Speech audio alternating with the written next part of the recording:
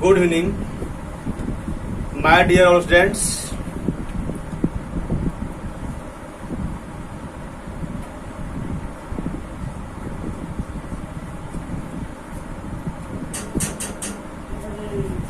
चलो बुक लाओ।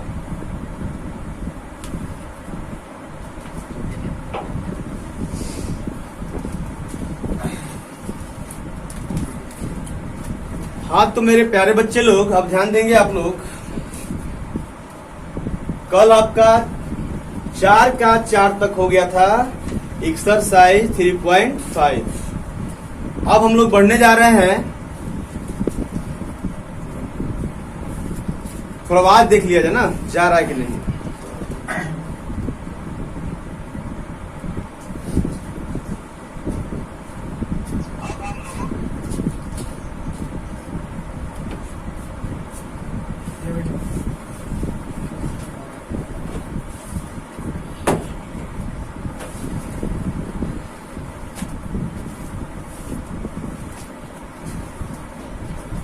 चलिए अब हम लोग पढ़ने अपना शुरू करते हैं। एक्सरसाइज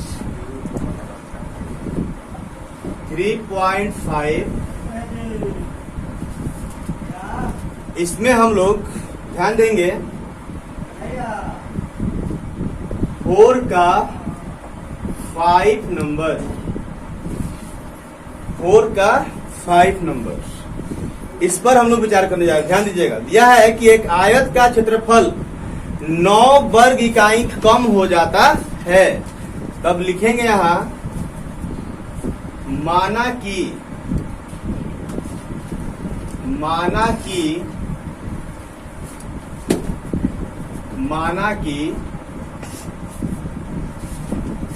आयत की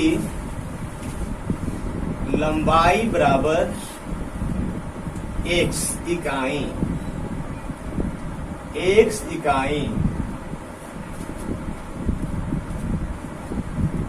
माना कि आयत की चौड़ाई बराबर y इकाई। तो मेरे प्यारे बच्चे लोग, आयत का क्षेत्रफल क्या होता है? आयत का क्षेत्रफल बराबर होता है लंबाई गुने चौड़ाई। अब यहाँ पर लंबाई आपका क्या है? x इकाई, या चौड़ाई कितना है? y इकाई। तो x इकाई मल्टीप्लाई y इकाई। इस तरह से x और y, xy, और ये हो गया इकाई का स्क्वायर।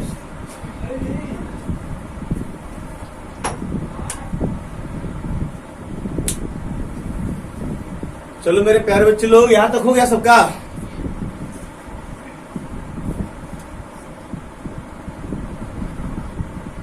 अब हम लोग आगे बढ़ेंगे। यहां दिया हुआ है, ध्यान दीजिएगा। आगे कह रहा है कि एक आयत का क्षेत्रफल, लिखिएगा प्रश्न से, लिखेंगे सभी लोग प्रश्न से।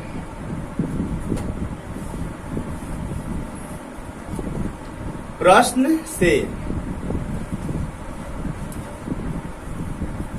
यदि आयत की लंबाई, यदि आयत की लंबाई 5 इकाई कम कर दी जाती है, 5 इकाई कम कर दी जाती है, और चौड़ाई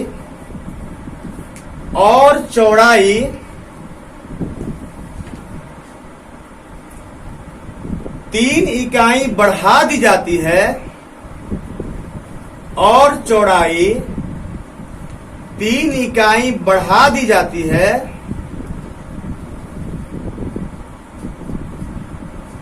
तब आयत का क्षेत्रफल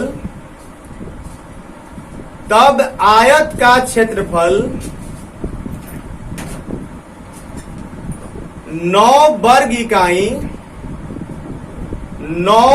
इकाई कम हो जाता है। 9 वर्ग इकाई कम हो जाता है। ध्यान दीजिएगा, लंबाई कह रहा है कि 5 इकाई कम करना है और चौड़ाई क्या करना है, 3 इकाई बढ़ा देना है। तो ध्यान दीजिएगा, अर्थात लिख करके, अर्थात बोलो क्या लिखा है बाबू, देखो पर ध्यान देना, पहले से तुम्हारा क्षेत्रफल क्या है, एक्स वाई इकाई से हुआ, तो दोनों में इकाई स्क्वायर रहेगा ना। तो पहले ही हम मन ही मन उसको क्या कर दे रहे हैं, कैंसिल कर दे रहे हैं। ठीक है, तो अब यहाँ क्या करेंगे कि यह X Y is equal to, अब अगला जो काम करना है उसमें ध्यान दीजिएगा, लंबाई में 5 इकाई कम कर देना है। क्या करना है, 5 इकाई कम कर देना है। और चौड़ाई कितना कर रहा है, चौड़ाई में 3 इकाई बढ़ा देना है। तो यहाँ चौड़ाई में 3 इकाई बढ़ा देना है, बढ़ गया। अब इसके बाद कह रहा है कि यह जो क्षेत्रफल है पहले वाले से कितना हो जाता है, 9 वर्ग इकाई कम हो जाता है। मेरे प्यारे बच्चे ध्यान देना, ये जो है इस एरिया से ये 9 वर्ग इकाई कम हो जाता है। तो बराबर करने के लिए हम लोगों को क्या करना होगा, यहां पर ये कम है तो इसमें आपको जब जोड़ दीजिएगा तब न बराबर होगा, ये कम न हो गया। ये जो है देखो ध्यान दो, पहले थोड़ा साइड में ध्यान दो। यहाँ यदि मान लो इधर लिखा हुआ है 50 पहले से, ऐसा कुछ भी हो, तो यहाँ आप लोग ध्यान देंगे, यदि यहाँ उसी हिसाब से दे रहे हैं, यदि मान लो कि 41 दिया है, कितना दिया है, तो यह जो एरिया है पहले का है और यह एरिया जो है मैंने जोड़ घटाव करने के बाद आपका ये 9 वर्ग इकाई क्या हो जाता है, कम हो जाता है। तो जब कम हो गया तो क्या करना पड़ेगा, जोड़ना पड़ेगा, कौन बराबर होगा बाबू। तो बराबर करने के लिए हम लोगों को क्या करना होगा, इसमें जोड़ना पड़ेगा क्योंकि कम हो चुका है ना। ध्यान दीजिएगा, तो अब क्या करना है कि एक्स वाई बराबर इसको मल्टीप्लाई कीजिए, कम, ध्यान दीजिएगा यहाँ साफ दिया है कि क्या हो जाता है, 9 वर्ग इकाई कम हो जाता है। ये थोड़ा सा हिल रहा था, ध्यान दीजिएगा, गुना कीजिए, ये आपका एक्स वाई, अब फिर एक्स ले 3 ले तो क्या होगा 3x, इससे कीजिए -5y और फिर से कीजिए -15, फिर ये +9, एक्स वाई कैंसिल हो गया। इसके बाद में हम लोग क्या करेंगे, 0 is equal to 3x -5y और 9 में से 15 जाएगा -6। अब क्या करना होगा कि इस -6 को उठाकर इस साइड ला सकते हो या फिर छोड़ दिया जाए, क्योंकि अभी आप जो बना रहे हैं वो ब्रज गुणन विधि से बना रहे हैं। कौन विधि से, ब्रज गुणन विधि से बना रहे हैं। तो इसलिए इसको क्या करना है कि टोटल को उठाकर ला दीजिए इस side, 3x -5y -6 equal to 0। ये आपका पहला समीकरण हो गया। कौन समीकरण हो गया, पहला। चलिए पहले इतना लिख लीजिए आप लोग,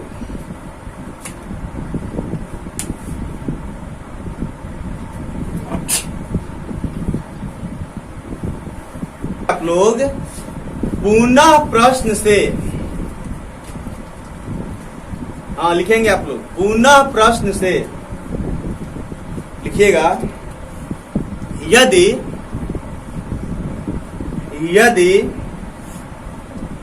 आयत की लंबाई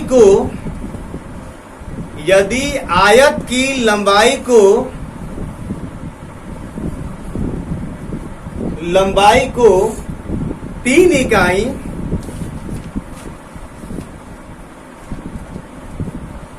बढ़ा दी जाती है और 3 इकाई बढ़ा दी जाती है और चौड़ाई को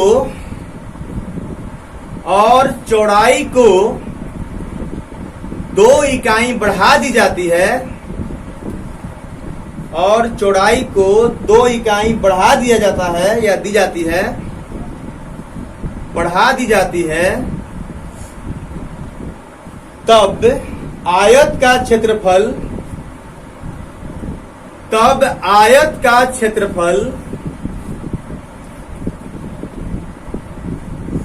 67 वर्ग इकाई बढ़ जाता है। 67 वर्ग इकाई बढ़ जाता है।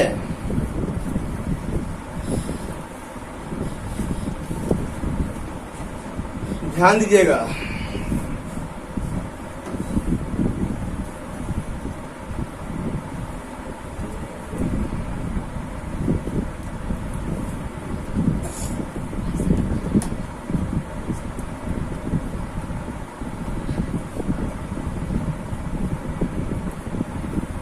अब लिखेंगे आप लोग अर्थात।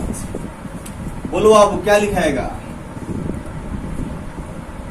अर्थात में लिखाएगा XY। मेरे प्यारे बच्चे, पहले से क्षेत्रफल ये था, इकाई स्क्वायर दोनों में रहेगा दोनों तरफ, इसलिए हमने पहले ही कैंसिल, मन ही मन कैंसिल कर दिया। ठीक है, अब आगे तक बढ़ते हैं। अब यहां पर आप ध्यान देंगे, XY ये तो हो गया। अब अगला जो काम करना है, लंबाई में कितना बढ़ाना है? 3 इकाई, और चौड़ाई में कितना बढ़ाना है? 2 इकाई। तो अब ये जो नया एरिया है वो कह रहा है कि 67 वर्ग इकाई बढ़ जाता है।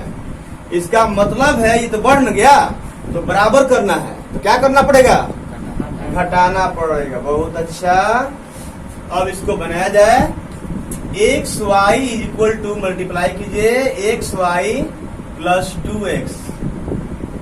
पहले इस दोनों साथ किया गया, अब इसके साथ कीजिए।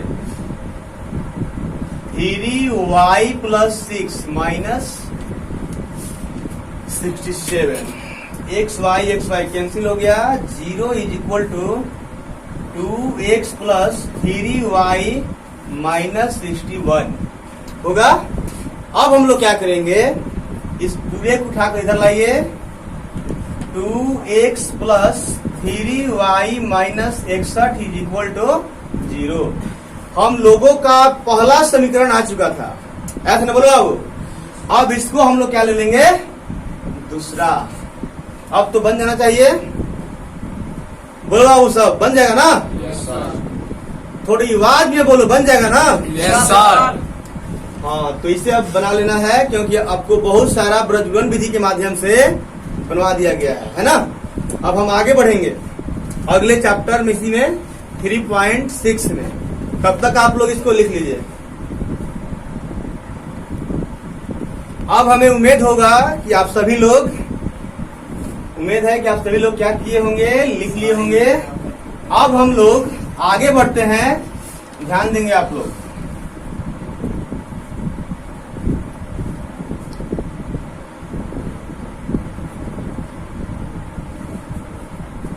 अब हम लोग पहुंचने वाले हैं एक्सरसाइज 3.6 की तरफ। ध्यान दीजिएगा। इसमें करना क्या होता है पहले आपको समझना होगा। इसमें आपको पहले से जो भी समीकरण दिया रहेगा उसमें आपको क्या करना है कि उसको पहले चेंज करना होता है। जैसे मान लो कि अभी जो देने जा रहे हैं उस पर थोड़ा गौर कीजिएगा। अभी आप मान के चलिए एनबी है, एनबी फॉर एक्सरसाइज 3.6। इस पर आप लोग थोड़ा ध्यान दीजिएगा। 3.6 में जो पढ़ना है उस पर ध्यान दीजिएगा। 1/x plus 1/y equal to 2 दिया है, 1/x minus 2/y is equal to 5 दिया है। अब आपको हम इस पर बोल दें कि क्या यह है दो चर वाला रैखिक समीकरण युग्म है? बोलो बाबू लोग, है? दो चर वाले रैखिक समीकरण युग्म किसे कहते हैं? बोलो बाबू, दो चर वाले रैखिक समीकरण युग्म किसे कहते हैं? याद है? बोलो बाबू। जब a1x plus b1y plus c1 बराबर 0 और b2x plus b2y plus c2 बराबर 0, जहाँ a1, a2, b1, b2, c1, c2 वास्तविक संख्याएं हों एवं a1 not equal to 0, b1 not equal to 0, a2 not equal to 0 और b2 नॉट इक्वल टू 0 हो। चलिए बैठ जाइए, बहुत अच्छा। रितेश जी ने बताया कि वैसा समीकरण युग्म जो a1x plus b1y plus c1 equal to 0 और a2x plus b2y plus c2 equal to 0 के रूप में रहता है, उसे दो चर वाले रैखिक समीकरण युग्म कहते हैं। उसे क्या कहते हैं? दो चर वाले रैखिक समीकरण युग्म कहते हैं, जहां a1, b1, c1, a2, b2, c2 वास्तविक संख्याएं होती है। a2, b2, c2 इन छो क्या होती है? वास्तविक संख्याएं होती है। जहां और भी बताया गया था उसमें कि x और y क्या होता है कि दो चर राशि होता है। अब ध्यान दीजिएगा, तो वहां पर दो चर वाले रैखिक समीकरण युग्म, मेरे प्यारे बच्चे, यहां जो दिखाई दे रहा है, ध्यान दीजिएगा, रैखिक, उस पर थोड़ा गौर कीजिएगा। a1x plus b1y plus c1 is equal to 0, a2x plus b2y plus c2 is equal to 0।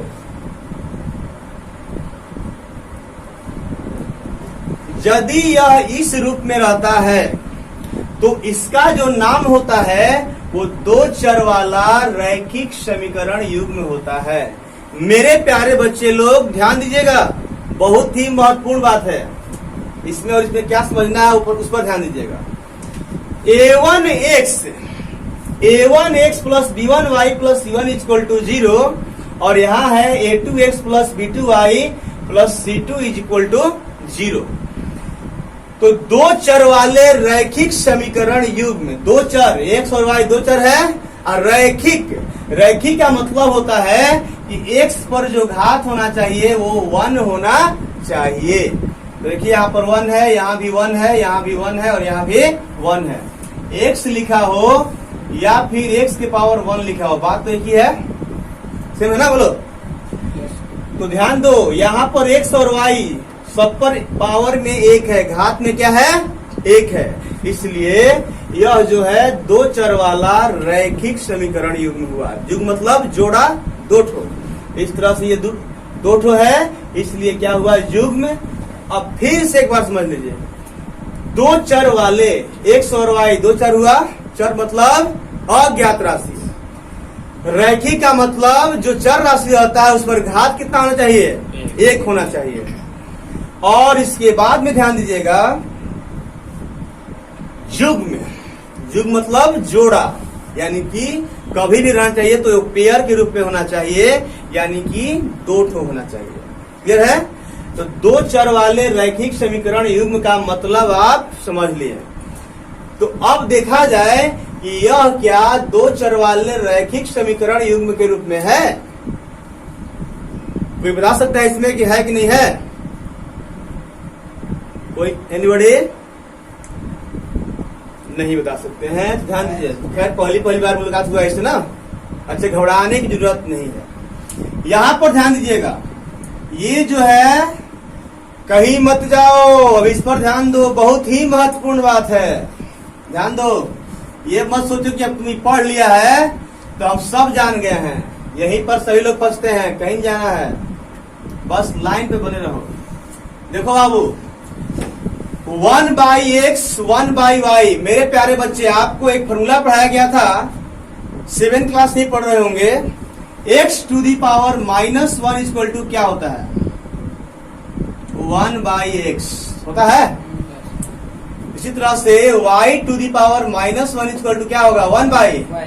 आप पढ़े होंगे, समझ रहे हैं क्या पढ़े थे? आप पढ़े थे a to the power -1 equal to 1/, इसीलिए घबरा रहे थे। ये आप पढ़े होंगे, है ना? चलिए कोई बात नहीं, होता है, ये 7, 8, 9 सब में मिला होगा। तो यहां पर आप ध्यान दीजिएगा, ये जो दिखाई दे रहा है यानी 1/x का मतलब क्या हुआ?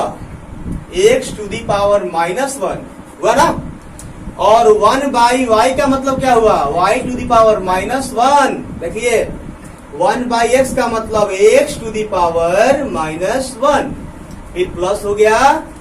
1/y का मतलब होता है y टू दी पावर -1, ये हो गया इज इक्वल टू 2। इस तरह से ये लिखिएगा तो 1/x का x to the power -1 plus इसको लिखिएगा तो 2 हटा लीजिए, सॉरी ये माइनस है, 2 के पावर में 2 और y के पावर -1 इज इक्वल टू 5। मेरे प्यारे बच्चे थोड़ा ध्यान दीजिएगा, यहां पर 2 चर तो दिखाई दे रहा है, ये तो क्लियर है, बोलो साहब। दिखाई दे रहा है, तो 2 चर तो दिखाई दे रहा है, लेकिन इसके आगे ध्यान दीजिएगा, लेकिन यहां पर 2 चर वाला रैखिक समीकरण युग्म भी है। युग्म मतलब जोड़ा, यहां भी 2 है ना, बोलो, जोड़ा भी है। लेकिन अब देखना है कि वो रैखिक है कि नहीं है। तो रैखिक है कि नहीं है, उसके लिए आपको क्या करना है मेरे प्यारे बच्चे लोग? आपको बताया गया था रैखिक समीकरण और रैखिक बहुपद, बताया गया था ना, बता सकते हैं? रैखिक बहुपद बोल सकते हैं, बोलिए। रैखिक बहुपद को ax² plus bx plus c equal to 0। बिल्कुल डाउन, बैठ जाइए। वो तो द्विघात बहुपद हो गया, याद है? वैसा बहुपद जिसमें चर राशि का घात 1 हो। बहुत अच्छा, बैठ जाइए। वैसा बहुपद जिसका घात कितना होता है? 1 होता है, उसे क्या बोलते हैं? रैखिक बहुपद कहते हैं, ठीक है? तो रैखिक समीकरण की बात होगा तो ऐसा समीकरण जिसमें जिसका घात क्या होता है? 1 होता है, उसे क्या बोलते हैं? रैखिक समीकरण बोलते हैं। है क्लियर है? बोलो सब।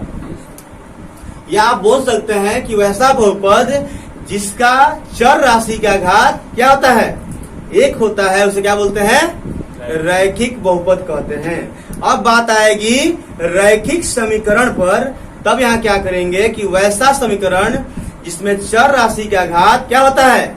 1 होता है। चर राशि का मतलब अज्ञात राशि। तो यहाँ पर देखो, अज्ञात राशि में xy है ना, तो xy पर देखो कि घात क्या है? 1 है। चर राशि पर देखो कि घात इस पर 1 है? नहीं है। तो जब घात 1 नहीं है, कहीं मत जाओ, तुम लोग देख रहे हैं, बार बार जा रहे हो, बार बार आ रहे हो, लाइन पर बने रहो, तब आपको बहुत बढ़िया समझ में आएगा। क्योंकि ये मैथ सभी लोग बनाते हैं, लेकिन कुछ दिन के बाद साफ भूल जाते हैं। इसलिए आप लोग लाइन पर बने रहिए, इधर उधर मत जाइए, अन्यथा फिर लाइव देखने का मजा आपको नहीं आएगा। मैथ का मतलब क्या होता है मालूम है ना? बताए थे ना हम, मैथ का मतलब ही होता है मजा आना चाहिए। तो मजा तभी आएगा जब आप कंटिन्यू लगातार मेरी आवाज, मेरी पढ़ाई जो भी हम दे रहे हैं उसको लगातार आप सुनते रहिए, अन्यथा आपकी परेशानी बढ़ जाएगी कि थोड़ा सा सर बता रहे हैं तो हम पढ़िए लिए हैं, तो ये पढ़ लिए हैं, तब तक देख रहे हैं कि नया चीज हो गया। तो ऐसे मत रहिए, आप लोग हमेशा कंटिन्यू लाइन पर बने रहिए, अन्यथा फिर आप पीछे रह जाएंगे। आगे बढ़ना है तो कंटिन्यू आप लगे रहिए।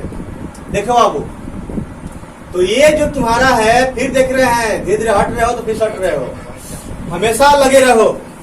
यहां ध्यान दो, यहां पर x टू दी पावर -1 है, y टू दी पावर -1 है। तो मेरे प्यारे बच्चे लोग, ये भी जो है, ये देखो 2 चर तो है, लेकिन घात जो है 1 नहीं है। तो घात जब 1 नहीं है, इसका मतलब क्या हुआ? यह 2 चर वाला रैखिक समीकरण नहीं है। यहाँ -1 है ना, बोलो है ना। Yes sir. तो आज हम लोग जो सीखने जा रहे हैं अभी वही सीखेंगे कि वो पहले से वो दो चर वाला रैखिक समीकरण के रूप में नहीं रहेगा, उसको बनाना पड़ता है उस रूप में। अब बना करके तब बनाना पड़ता है क्या, एक्स वाई का मान निकालना होता है क्लियर। तो पहले काम कीजिए, इसको उतार लीजिए एनवी के रूप में डालकर। ये बहुत ही महत्वपूर्ण चीज है। बहुत लोग से पूछिएगा तो कहेगा हाँ बताएंगे, लेकिन हो नहीं पाता है। चलिए अब हम लोग आगे बढ़ते हैं। अब आपको हम जो सवाल देने जा रहे हैं उस पर थोड़ा गौर कीजिएगा, बहुत ही महत्वपूर्ण है, बहुत ही महत्वपूर्ण है, उस पर आप लोग ध्यान देंगे, है ना। ध्यान दीजिए। नेट गड़बड़ा रहा है क्या। चलो बाबू मेरे प्यारे बच्चे लोग ध्यान दो।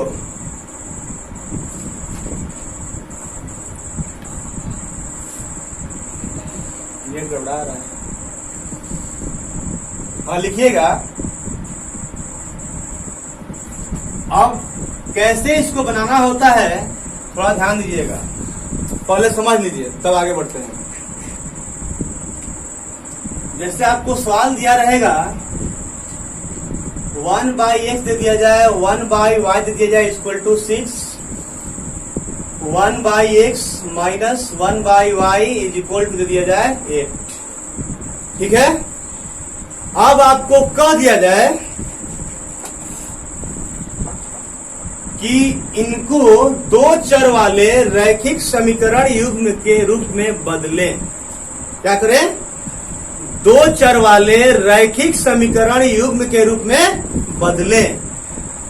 तो ऐसा सवाल को बनाने के लिए क्या करना पड़ता है थोड़ा ध्यान दीजिएगा।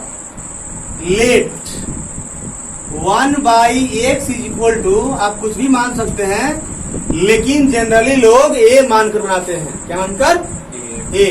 तो यहां लिखेंगे let 1/x is equal to a, 1/y is equal to b। अब थोड़ा गौर कीजिएगा, ये जो है 1/x क्या लिखाएगा, a plus 1/y equal to क्या लिखाएगा, b, और इज इक्वल टू 6। अब यहां आइए, इसके लिए क्या लिखाएगा ध्यान दीजिए, a minus B is equal to 8। अब देखो, अब ये भी जो है ये भी यहाँ पर ये चर राशि के रूप में काम कर रहा है। अब देखो a का घात 1 है, b का घात 1 है, a का घात 1, b का घात 1। इस तरह से यह जो बन गया, यह क्या बन गया, अब दो चर वाला रैखिक समीकरण युग्म बन गया। बोल बना कि नहीं बना। Yes sir. तो पहले सवाल लिखिए तब इसको बनाइएगा। लिखिए सवाल लिखेंगे,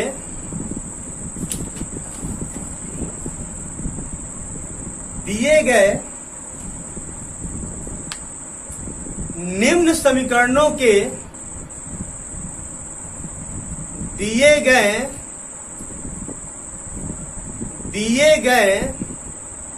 निम्न समीकरणों के युग्मों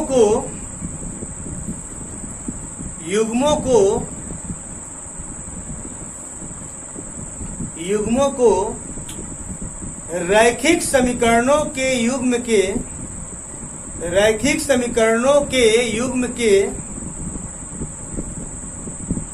रूप में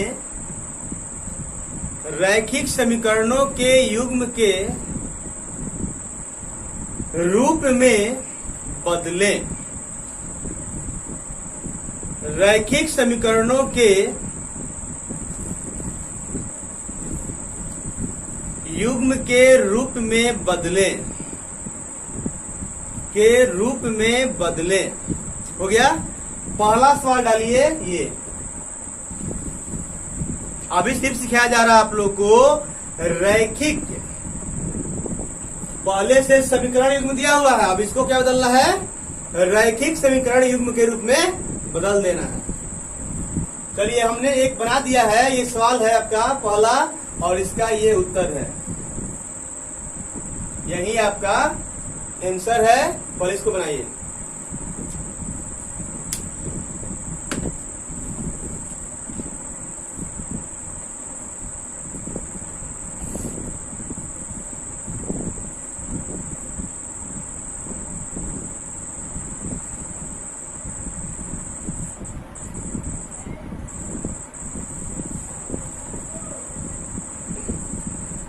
दूसरा सवाल लिखिए।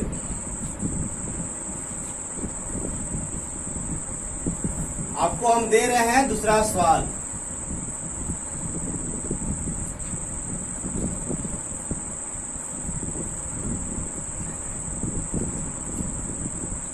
दूसरा जो सवाल है, दूसरा तो है ना, 2/x plus 3/y equal to 6, 5/x plus 7/y equal to 5। चलो बाबू इसको बदलो फटाफट। चलो चलिए इसको फटाफट बदलिए, आप लोग का काम है। देखते हैं कौन पहले दिखाता है।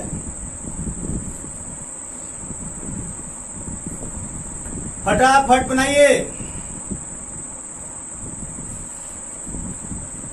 जो बना लेंगे वो कमेंट में लिख देंगे कि हाँ सर मेरा हो गया।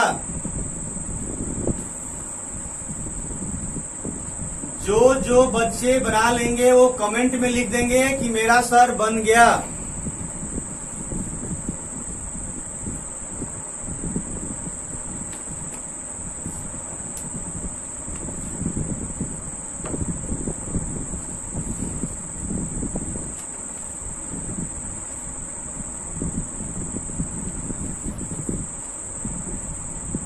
सबका बन गया। चलिए हम बनाते हैं, अब आप लोग मिलाइएगा, ध्यान दीजिए। अब यहां पर हम लोग क्या करते हैं बोलो। Late 1/x equal to a और 1/y इक्वल टू b। ध्यान दीजिएगा 2/x का मतलब क्या होता है बाबू लोग, ध्यान दो। 2/x का मतलब है कि यह 2 मल्टीप्लाई 1/x लिखा हुआ है। ये आपका 2 है और 1/x का मतलब a, तो 2 है ना। क्लियर बोलो। तो यहां क्या करेंगे कि इसको क्या लिखेंगे बताओ। 2a प्लस क्या लिखाएगा 3b इक्वल टू 6। ये क्या लिखाएगा 5a plus 7b equal to 5। इस तरह से ये हमारा आंसर हो गया ना। चलिए इसको जिनसे नहीं बना है वो लिख लेंगे।